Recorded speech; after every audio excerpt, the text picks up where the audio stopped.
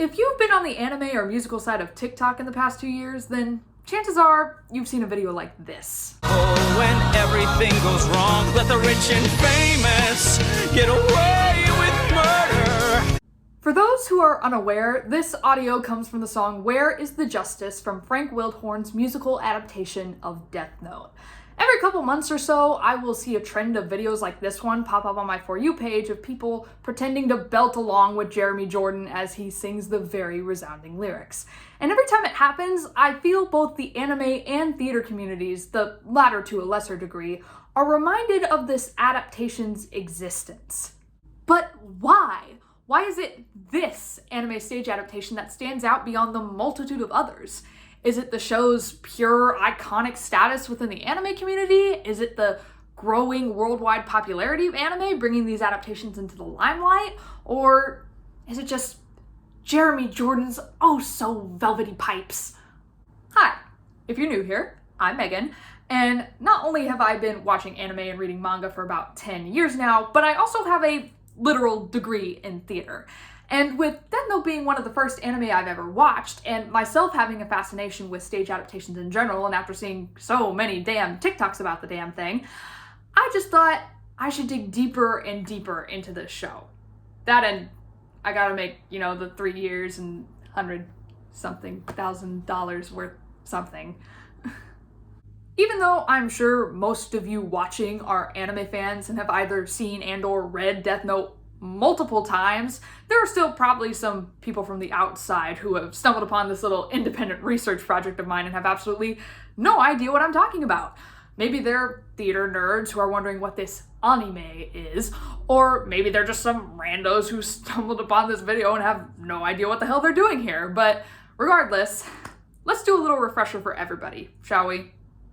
Death Note is a 12-volume manga that originally ran in Weekly Shonen Jump magazine between 2003 and 2006. Written by Tsugumi Ohba and illustrated by Takeshi Obata, it tells the story of high school senior Light Yagami, a brilliant young man who languishes over the saturation of crime and the seemingly rotting core of society. One day, he stumbles upon a notebook, the Death Note in question, with a haunting sentence inside. Any human whose name is written in this note shall die. Of course, he initially thinks it's some sick joke, but after morbid curiosity gets the better of him, he tests it out and finds that the notebook is far from a prank. Seeing this as a golden opportunity to rid the world of filth, Light begins writing hundreds of names of criminals from all over the world, quickly developing a god complex where he is the sole judge, jury, and executioner on Earth. He's eventually joined by Ryuk, a god of death who dropped the Death Note in the human world out of boredom and merely wishes to see the chaos unfold. Light's actions do not go unnoticed, however, as police agencies around the world connect all of the criminals' deaths to a faceless murderer, who the public has now named Kira. These odd killings even catch the attention of the world-famous detective simply known as L, whose intelligence and determination might just be the only thing that can stump the honor student turned god in his tracks. At the time of its publication, Death Note was nominated for multiple manga awards, and in 2007, it was ranked among the top 10 manga of all time. Given its reception and praise, it's only natural that it has received multiple adaptations. The anime, produced by Studio Madhouse and directed by Tetsuo Araki of Attack on Titan fame, premiered just 5 months after the manga ended in 2006, and ran for a total of 37 episodes, garnering just as much praise as its source material. As of May 2022, it sits at 100% on Rotten Tomatoes and is ranked number 31 on IMDb's top 250 TV shows of all time. For many anime and manga fans, it was through this adaptation that we got our first exposure to the story. Of course, there were others too. 3 live-action Japanese films were released between 2006 and 2008. I haven't watched them, but I've heard they're not very good. There was a live-action TV drama in 2015 that I've barely heard anything about, and probably most notably, at least to Western audiences, is the 2017 Netflix live-action film starring Nat Wolff as Light and Willem Dafoe as Ryuk. Quick thoughts for that, it's very clearly taking inspiration from the original story rather than trying to adapt it. I think it's actually pretty okay when viewing it by itself, but don't watch it if you're looking for a faithful retelling. Willem Dafoe is definitely the best part though. And finally, we come to the 2014 musical. Now, Anime stage plays have been a thing and a pretty successful business venture in Japan since the early 2000s. Sailor Moon, Naruto, Bleach, Hunter x Hunter, One Piece, Haikyuu, Bungo Stray Dogs, and My Hero Academia are only some of the notable ones, and more often than not, they are also musicals. So what is it about the Death Note musical that makes it stand out so much? Personally, I think it has a lot to do with the English concept album, which we'll get to in a bit, making it more accessible to Western audiences. But more broader than that, the show itself has a more unique structure than other anime stage plays due to its New York theater origins. In 2013, Japanese entertainment company Horipro, who produced the Japanese live-action movies for Death Note, approached American composer Frank Wildhorn to write a musical adaptation of Tsugumi Ohba's novel. Now, while he didn't have the household name status of Stephen Sondheim or Alan Menken, Wildhorn certainly wasn't a small name in the music and theater industries, having worked with artists such as Kenny Rogers, Trisha Yearwood, Patti LaBelle, and Whitney Houston. He had made a name for himself composing musical adaptations of famous stories such as Dracula, Jekyll and Hyde, and Carmen, and his most recent success, Bonnie and Clyde, had been nominated for 2 Tony Awards, one of which being for his score. Wildhorn had never heard of Death Note prior to Horipro's offer, but accepted the job thanks to his son, who upon hearing the opportunity his father had been given, insisted that, quote-unquote, it would be the coolest thing he'd ever done. After agreeing to compose the music, Wildhorn enlisted the help of Jack Murphy to write the lyrics and Ivan Menschel to write the musical's book, or script for you non-theater peeps. Murphy had been Wildhorn's lyricist partner for most of his career, working with him on productions such as Civil War, The Count of Monte Cristo, and Wonderland, and Menschel had written the book for Bonnie and Clyde. Of course, though the show was being written in English by American creatives, the end goal was to have a Japanese stage premiere. In 2014, there was actually a closed New York workshop for the show in anticipation for the Tokyo premiere. Not much is known about this workshop because it was closed. But we do know that there were quite a few big theater names in the cast, such as Drew Gelling of Waitress Frame as Elle, and the Queen herself, Adrienne Warren, as Misa. Then, later on in December of that year, the oh-so-famous concept album was recorded, and the cast list for that has currently lived rent-free in the minds of every single Death Note fan who also happens to be a theater nerd. As I mentioned earlier, Jeremy Jordan took top billing in the cast as Light.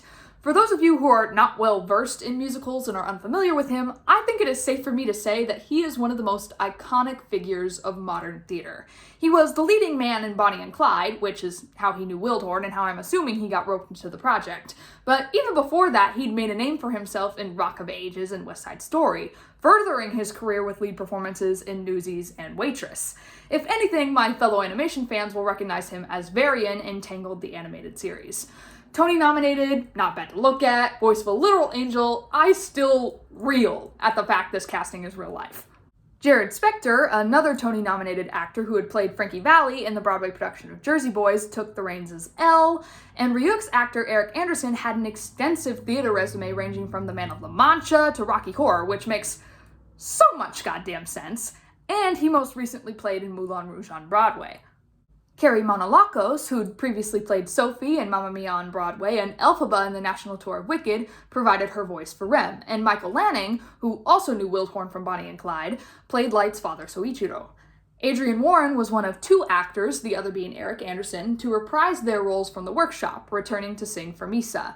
Another Tony-nominated actor for her performance in Shuffle Along, she has also since won a Tony for her performance as Tina Turner in Tina. And finally, Laura Osnes, another Bonnie and Clyde alumna, played Light's little sister Sayu. So, yeah, needless to say from all those descriptions, the concept album was stacked with absolute masters of their craft, and all for an adaptation of a Japanese manga. That's crazy to think about here in 2022, but in 2015? When anime was only just beginning its rise into general Western pop culture, that had to be the wildest shit to fans at the time. Now, after doing some research, it's very clear to see that most of the actors and creative team knew each other from previous projects, and that this concept album was mostly the product of networking, doing favors for friends, and the promise of work. Still, the fact that these big theater names are connected to one of the most popular anime of all time just raised so many questions within me. In preparation for this video, I actually reached out to a few of the cast members through their official emails, and Instagram to ask them if I could possibly interview them for this video, and as luck would have it, nobody answered me. Jared Spector left me on red though. What, Jared? Am I not worth your time? I know I'm not worth his time. Still, as a trained actor, I can't help but wonder what they all did for research. Like, did they just work off the script so they wouldn't have any outside influences? What did their dramaturge packet look like? Did they have a dramaturge packet? Did Jeremy Jordan actually watch Death Note? Did they have a watch party? I need to know these things, damn it! Anyway, 8 songs from the concept album were released online in early 2015, and the Death Note fandom and anime community promptly proceeded to lose their shit. With the completion of the English workshops, it was finally time for the show to hit the stage in Japan. Death Note the musical premiered at Tokyo's Nisei Theater in April of 2015. The cast included Kenji Urai and Hayato Kakizawa interchangeably as Light, Teppei Koiki as L, Kotaro Ishida as Ryuk, Megumi Hamada as Rem, Fuka Yuzuki as Misa, Takeshi Kaga as Soichiro, and Ami Maishima as Sayu. So, here's the thing. The concept album is the thing that the community likes to highlight the most, and rightfully so. For one, it's the most accessible piece of media from the show, and because it's in English, it is easy on the ears for Western audiences. Also, to my understanding, it was the score and the songs from the show that got the most consistent praise. But I never really see anybody talking about the stage production itself, the one that was performed in Tokyo. Maybe it was because people don't actually know there was a stage production, or maybe they just don't find it worth it to seek it out. Regardless, when I decided to make this video, I decided that as a member of the anime community and in honor of my very expensive education, I had to go all in. And thankfully for me, the production is readily available on YouTube for free. There were 2 main versions available. There was one with fully Japanese audio for the songs and dialogue, and one where the English songs from the concept album played over the song segments. I chose to watch the one with the fully Japanese audio because, well, I've listened to the concept album multiple times, and I just really wanted to hear how the song sounded in Japanese and how the actors performed them. So I sat down, computer in lap, for the full 2.5 hours, writing notes as I went along, and may I just say, there are some thoughts. Okay, that kind of makes it sound like an overwhelming disaster, which it's not. There were actually quite a few things about the production that I liked, but there were definitely some things that I had issue with. Firstly, I'm not going to compare the Japanese actors to those in the concept album because, yeah. Now, all the Japanese cast sound good, and they're singing their dear little hearts out, but besides one exception, which we'll get to later, you can't really stand them up against Tony-nominated Broadway veterans. I mean, do you really want me to compare Hayato Kakizawa to Jeremy frickin' Jordan?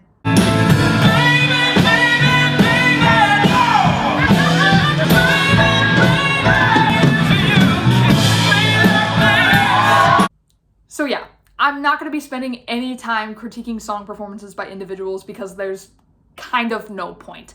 I'll be upfront about it, the concept album is much more entertaining to listen to, not just because of the actors' voices, but also because of interpretation, which I'll get to at the end.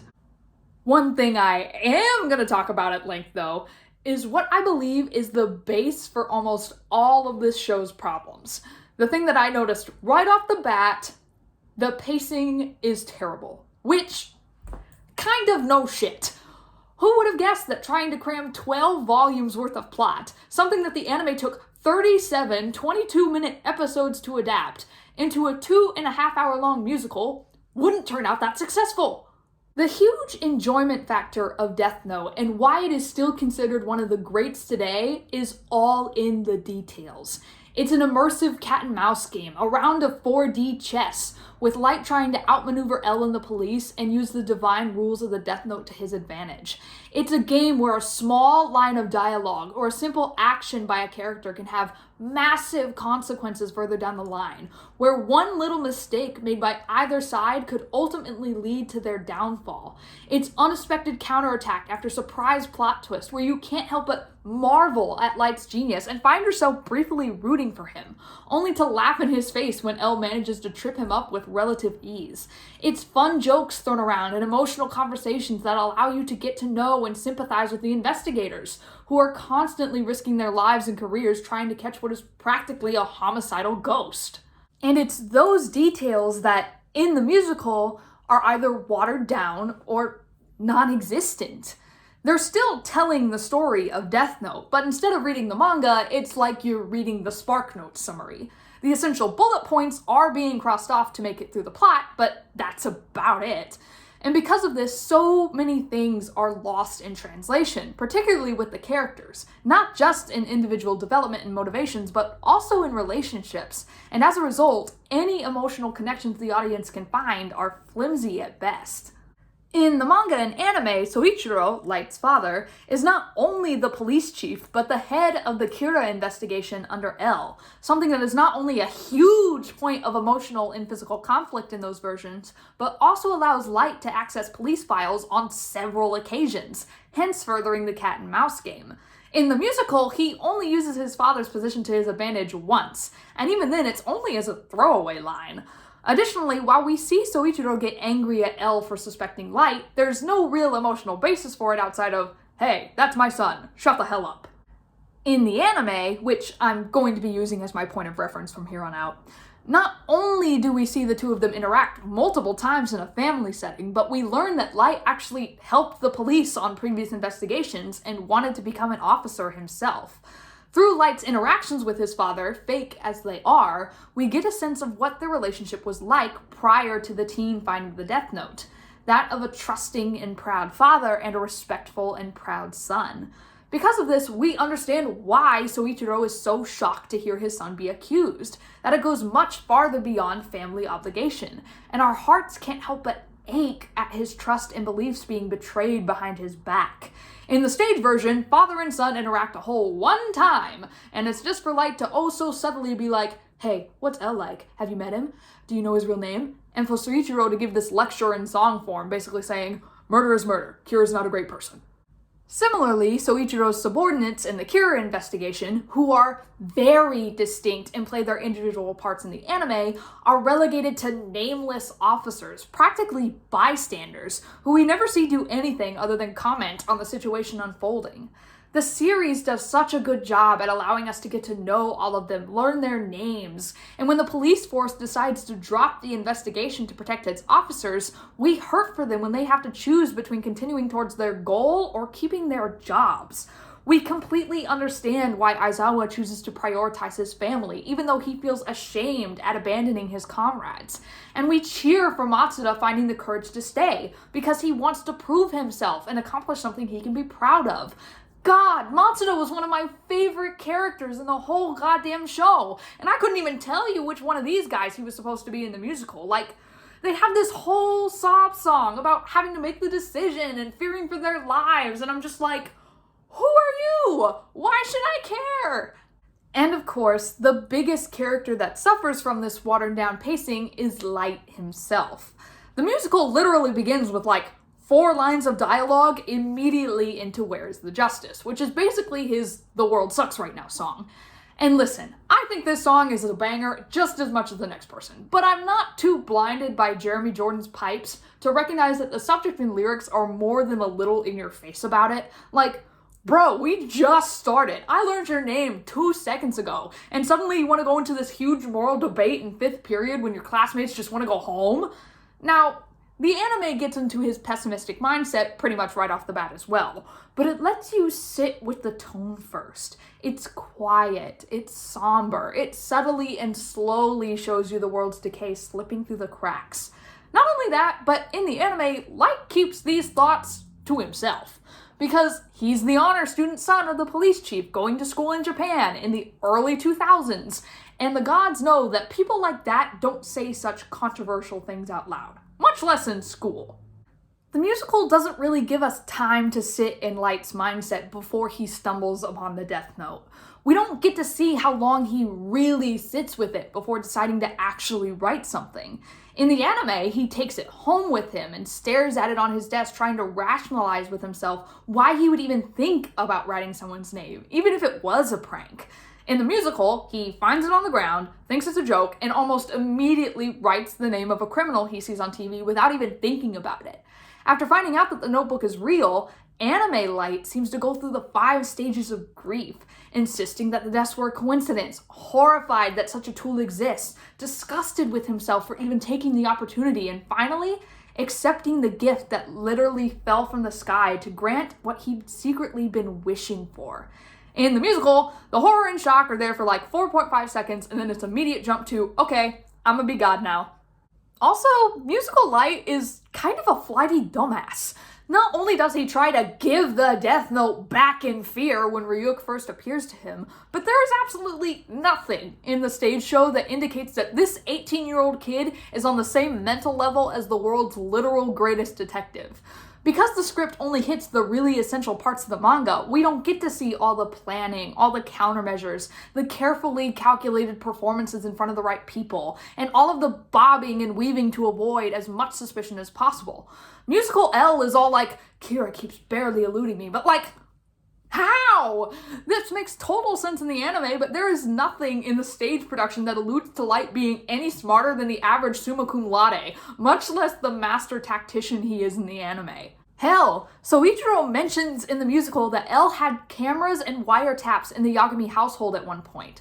Again, this is a massive obstacle that Light has to overcome in the anime. This is the first time he convinces Ryuk to work in his favor, where we truly see the resolve Soichiro has to prove his family's innocence. And it's actually Light's countermeasure to this provocation that solidifies L's suspicions of him. This whole mini-conflict is relegated to a throwaway line in the musical, and it leaves the audience wondering how the hell Light managed to avoid detection, as there's no indication that he even knew about it. And this is the #1 reason why I think the pacing is the musical's fatal flaw. As I've basically been saying this whole time, the only way that an audience can become emotionally invested in a character is to get to know them, to find similarities that they can empathize with. And nowhere is that more important than in the protagonist. But here's the thing. Light may be the main character, but he is far from a good person. The Death Note didn't make him go crazy or power hungry, it just gave him the opportunity to let the darker parts of him out. As Nier says in the final episode, "In the end, you're nothing more than a crazy serial killer. That's all you are. Nothing more and nothing less." And yet, throughout most of the series, we find ourselves completely invested in his plight and even root for him at times. Morbid as it is, there's at least a tiny bit of all of us that wishes we had the power to make all the bad guys go away. But of course, I'd like to believe that most of us wouldn't use the Death Note were it to actually exist. Rather than that though, I think the reason we find ourselves wanting to see Light's story through is because in the manga and anime, we get to see the parts of him that aren't Kira, both before and after he finds the Death Note. He's intelligent, charismatic, organized, driven, and at the beginning of it all, well-meaning. We see that crazy mixture of emotions in him when he first uses the notebook, and we feel for him. And when he comes to the conclusion that he does, we're horrified to see him slip into that dark place. But still, throughout the series, despite all the horrible things we see him do and hear him think, we remember that honest man we met at the very beginning, the bits and pieces of him that we still see when he puts on his facade. There are even moments when he is taken by such surprise that his former self genuinely comes out in earnest. Moments where we know that if he hadn't grabbed the Death Note that day, things would have turned out very different. Because of this, we find we don't want him to be caught. We hope that the honest part of him will realize the craziness of what he's doing. Of course, such wishing is rather fruitless, and it's these moments when we realize that we begin to root for L and the investigators, for justice to be served. In the musical, all of these important character turns happen so quickly that the audience doesn't even have time to comprehend them, much less sympathize with them. And because of this, musical Light, rather than feeling like a hopeful genius fallen from grace, just feels like a naive kid in way over his head trying to play God, which I guess that's really what he is no matter how he comes across. So, yeah.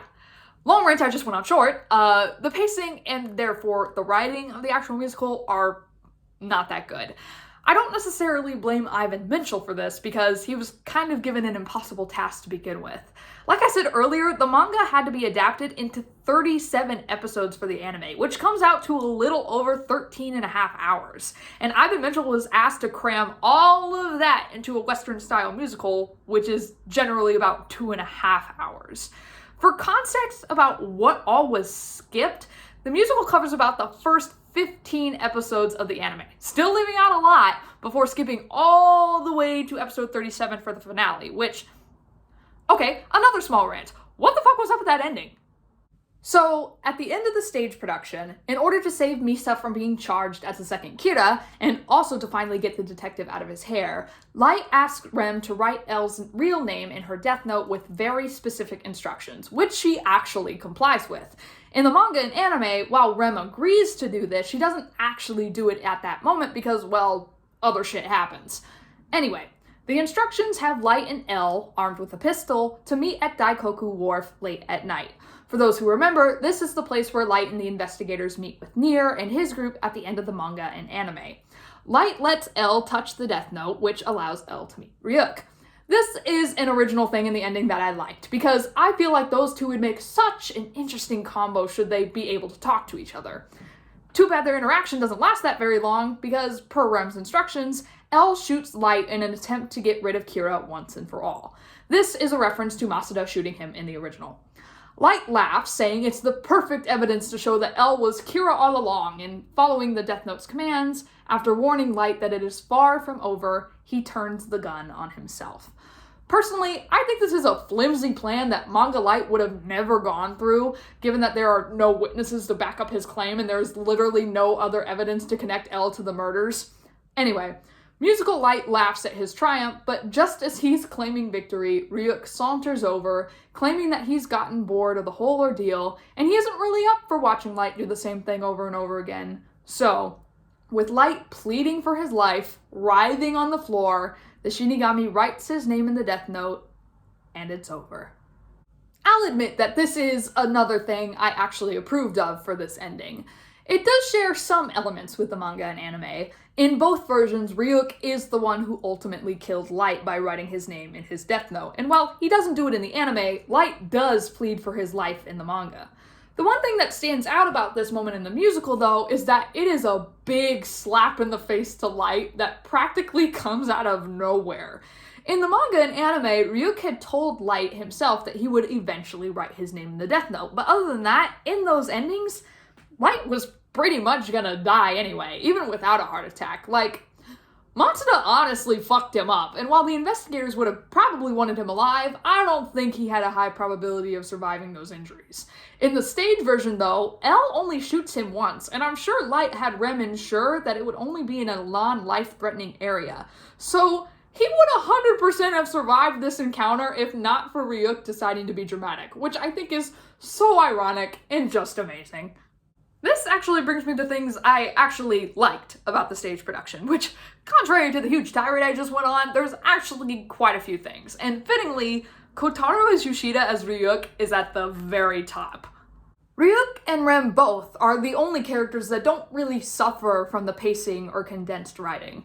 Their introductory scene and duet They're Only Human quickly and successfully set up pretty much all we really need to know about them. Ryuk is very lively and playful, laughing at the struggle of humans, while Rem, more soft-spoken and serious, finds their plight tragic. Not only that, but neither of them really have character development to harm, even in the manga and anime. Being literal gods of death, the events of the story are no more than tiny blips in their lifetimes, a history they've seen over and over again. Regardless of the things he's been through with Light, he feels no real attachment to him, and at the end, we see the Shinigami motivated by what has always pushed him, the need to ease his boredom. I literally cannot sing my praises of Kotaro Yoshida enough. After doing some research, I found that not only has his acting career been mostly on the stage, but that a majority of his roles were Shakespearean, both comedies and tragedies, and that experience more than comes through in his performance. Now that I think about it, it actually strikes me how much of a Shakespearean character that Ryuk is, especially in the musical. I don't mean that in the way that people typically do, where they're referring to the tragedy and or irony of a character's story. In that traditional sense, it would be light. No, Ryuk is a Shakespearean character in that he is an observer for the story unfolding, always having a quip at the ready to either poke fun or to immediately take control of a situation and to put a human in their place. An observer that knows how this tale is going to end when it has barely begun. Yoshida absolutely commands every inch of the stage and demands your attention regardless of the scene he's in. He perfectly captures Ryuk's joy as he makes Light's world his playset, while also having a weighted surety and slight menace that reminds you just how powerful he is. With his performance on top of the writing and the costume design, the God of Death really feels like a character out of Shakespeare's more mystical works like The Tempest or A Midsummer Night's Dream. Speaking of which, oh my god, the costumes for Ryuk and Rem. I'm so mad that I couldn't find the costume designer for this production, and trust me, I looked so hard. The other costumes in the show are fitting for the time period and aren't really anything special, but that's kind of the point. These costumes though, I could gush about them forever. The musical makes it the goal on multiple occasions to show, on a physical level, the internal contrast between Ryuk and Rem, and the costumes are the best example of that. In the anime and manga, they kind of have the light and dark disparity that's shown in the stage production, but they're also just such ugly motherfuckers to look at, which I know that's the whole point, but I really like how the stage musical shows the duality of death gods with the two of them. Like Ryuk, it makes perfect sense for a god of death that would be a grungy, cynical jokester who looks like he's ready to dissolve into dust. And like Rem, it also makes sense for a god of death to be a graceful and merciful observer, someone who appears almost ethereal to those who see her. Now, those of you who have read the manga or seen the anime are probably thinking, wait, Rem's none of those things. You would be right, and that's why I like Rem significantly more in this version. Now, I didn't dislike or hate Rem in the anime, and she served her purpose in the story, but I just really couldn't have cared less about her. It's weird because the fundamentals of her character are practically unchanged, but in the musical, I found myself so much more invested in not only her motivations, but her and Misa's relationship. And while Megumi Hamada is absolutely slaying the house, boots down, Houston, I'm deceased, it's not just because she's pretty now. I think it's partially due to the fact that I much prefer Misa in this version as well, which we'll get to in a moment, but mostly, I think the change is largely thanks to the actress's interpretation. Like I said earlier, their physical appearances are obviously meant to portray Rem as an angelic god of death and Ryuk as a demonic one. Of course, costumes can only do so much, and like Kotaro Yoshida, Megumi Hamada has the stage presence of someone who knows what the hell she's doing. Rather than Shakespeare, her resume is packed to the brim with musical theater. An alumna of the Shiki Theater Company, which specializes in adapting Western stage titles into Japanese, she was the first ever Japanese Elphaba in Wicked, Belle in Beauty and the Beast, Donna in Mamma Mia, and, fittingly, Bonnie in Bonnie and Clyde. Her performance in the latter was apparently so good that it caught Frank Wildhorn's attention way before Death Note, and I'm assuming, like much of the cast of the concept album, that this was how she got roped into the project. I mentioned earlier that the Japanese cast, while competent singers, don't really stand up to the Broadway actors of the English version, with one exception. Hamada is that exception. By the credits I just listed off alone, even someone who knows just the bare basics of musical theater can see why. But what's amazing is that if you look at Rem's songs within the show, They're Only Human is really the only one that fits the mold of a standard musical theater song. Now, she sounds very good in that, but where she really shows off her pipes is in her Act 2 songs, Mortals and Fools and When Love Comes.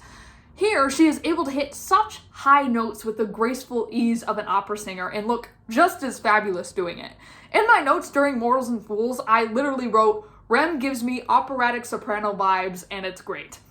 This, too, makes sense when digging further into her resume because not only did she play Aida, but also freaking Christine Daae in Love Never Dies, the stage sequel to The Phantom of the Opera.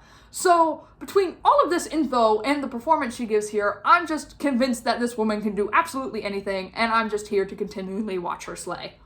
And bouncing off my earlier comment, I think my better connection to Rem's character in this version, beyond Hamada's performance, is also due to my better enjoyment of Misa in the musical, which is largely due to the actress Fuka Yuzuki. Like Hamada, Yuzuki also has a pretty prolific background in Western musical theater, playing roles such as Eponine in Les Miserables and Joanna in Sweetie Todd. Furthermore, she got her start in the idol training program 3B Junior, which makes total sense given that Misa is an idol in the stage version rather than being a model like in the manga and anime. I don't want to boil down liking Yuzuki's performance just to the fact that Misa is less annoying in this version. That is still very much true, but I think there's more to it than that. Outside of the Shinigami, Misa is the human character with probably the least amount of development in the story. So going back to the pacing issues, there's not really much for the script to fuck up. In fact, I'd say it improves upon her character in some forms. The whole backstory of why she admires Kira and jealous saving her life are honestly given the same amount of focus, which is relatively little, so the understanding of her motivations doesn't change. And I think making her an idol was maybe the one stroke of genius in the writing. Not only does it give more excuses for songs, but songs within the world of the show. And it's through her songs that the musical kind of makes Misa somewhat of an influencer, since she's able to convey her support of Kira into a consumable thing for her fans. Also, in this version, Light's little sister Sayu asks him to go to one of Misa's concerts with her early on in Act 1, which allows us to meet her much earlier than in the original, before she even picks up Ren's Death Note. In the anime, the first time we see both Misa and Rem are when Misa starts pulling her second Kira shit and she asks Light to meet her in Shinjuku. And while not completely, it is a little jarring to have these completely new characters and therefore obstacles thrown into an already complicated story. For the first couple of episodes after their introduction, I know I was definitely like, who the hell do these bitches think they are? So to have them introduced much earlier in the story, Rem concurrently with Ryuk and Misa not long after Light, makes their insertion to the plot much less upsetting. Another large part of my enjoyment of musical Misa is simply how Yuzuki plays her. All my love to Aya Hirano, my queen, and Sarah Chan Kent, who play Misa in the anime. They are both fabulous actresses who did wonderful jobs with what they were given. But what they were given is just grating on the ears. Like, okay, anime Misa, while certainly not on Light's level of intelligence, is also not stupid either. However, throughout the entire show, her crazy devotion to Light and her willingness to just be stepped on by him just gives me the vibes of those 12-year-olds who went to One Direction concerts dressed as attractively as they could be for freaking 12-year-olds because they were fully expecting Zayn or Harry to spot them, be overtaken by their beauty and invite them backstage. That's what anime Misa feels like to me. Of course, it wasn't her fault that Light chose to manipulate her all those times. He's a dick. We've established that. But there's nothing endearing about her devotion. Like I said earlier, it causes more trouble for Light than good, and because the show is largely told from his perspective, her presence is framed as a slightly chaotic annoyance more than anything. In the stage show, however, Yuzuki plays her a lot more subdued and honestly sincere. Like, she's still super energetic and clearly still nuts for killing all those people and being a follower of Kira, but her devotion just feels like it truly comes from her heart. Rather than a fangirl wearing rose-colored glasses, she feels like the deluded disciple of a cult leader, one who is willing to harm anyone and make herself a martyr for a just cause. The kind of devotion that makes you feel incredibly sorry for her for how she's being taken advantage of. Yes, annoying as she is, I feel bad for anime Misa too, but I just felt so much more attracted to Yuzuki's rendition, and because of that, I could better understand Rem's attachment to her as well, which I also found weird in the anime. I guess I should also say a quick thing about Teppei Koiki as L. It's honestly weird because L is my favorite character in the anime, yet I have the least to say about him here. He certainly looks and sounds the part, with a large thanks to the costumes, and the performance itself is perfectly serviceable, but the writing just didn't give him any of the really juicy stuff. It's really just, wow, this guy's really smart and weird, and half the time they don't elaborate on how L comes to the conclusions that he does, which are conversely described in high detail in the anime. So yeah, disappointingly so, L as a character and Koiki's performance are the least impactful outside of the investigators. Finally, moving on from the writing and characters, I do want to touch a bit on the production elements for the show. Apparently, at the time the show came out, there was some criticisms about the staging being too simplistic and lacking in visual spectacle, which I half understand and half think is bullshit.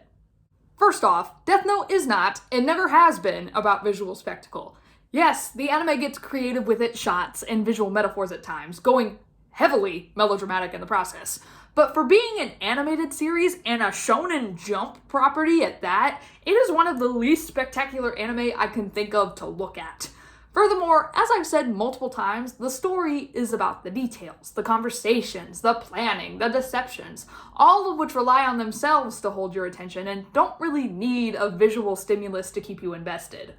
I actually think the set pieces are pretty nice in this.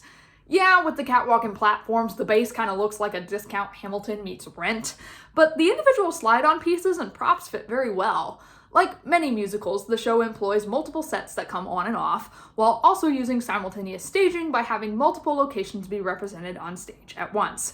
My favorite set piece would probably have to be L's fly-in screen room.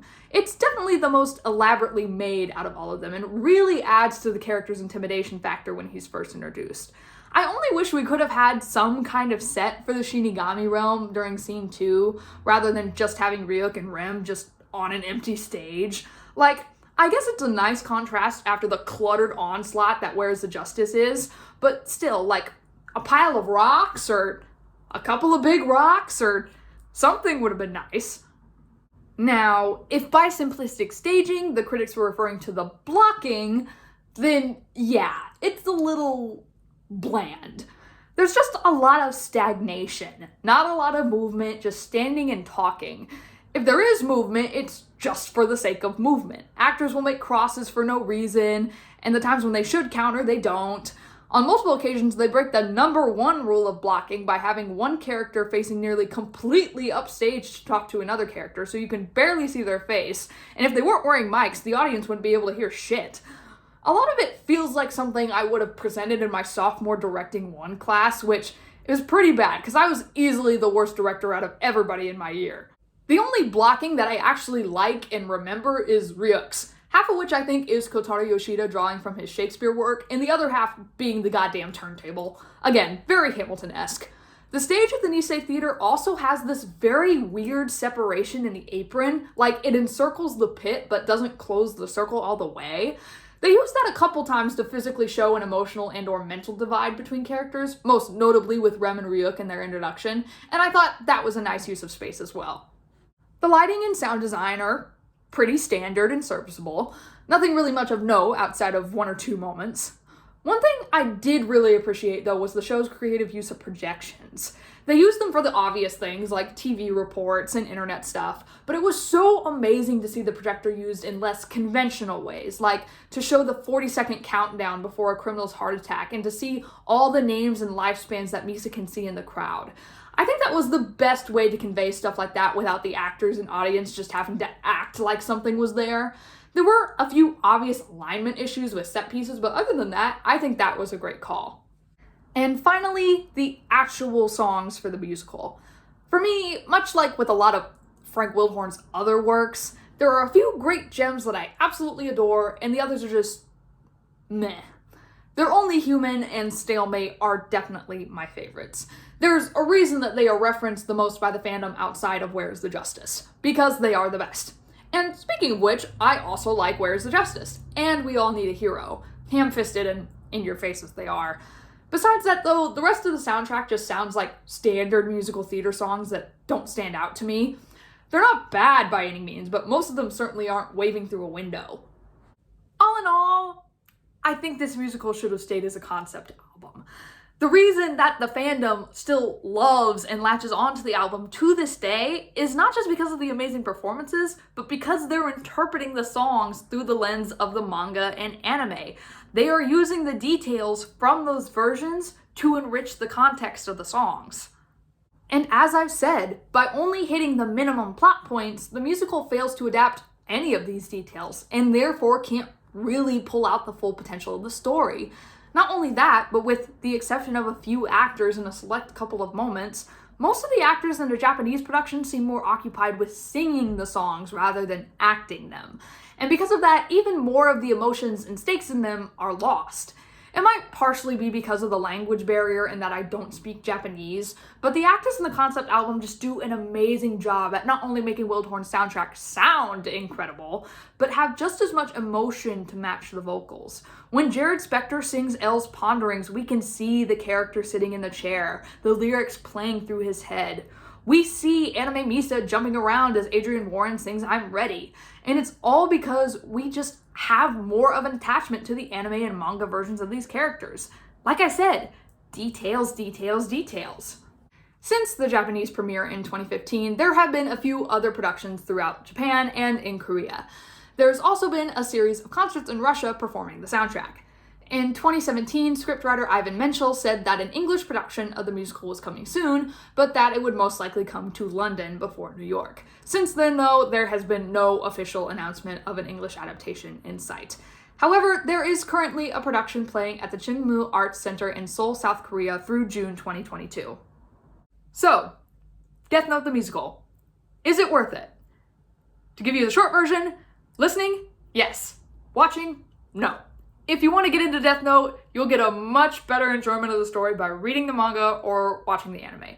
The concept album does a great job at building upon those versions, but the stage production was clearly made for people who had already been exposed to the story, so don't use it as your introduction.